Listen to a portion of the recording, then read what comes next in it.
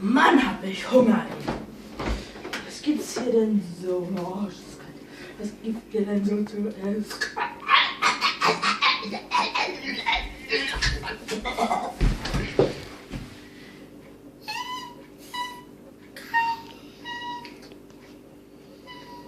Bitte abonniert uns und Daumen hoch nicht vergessen.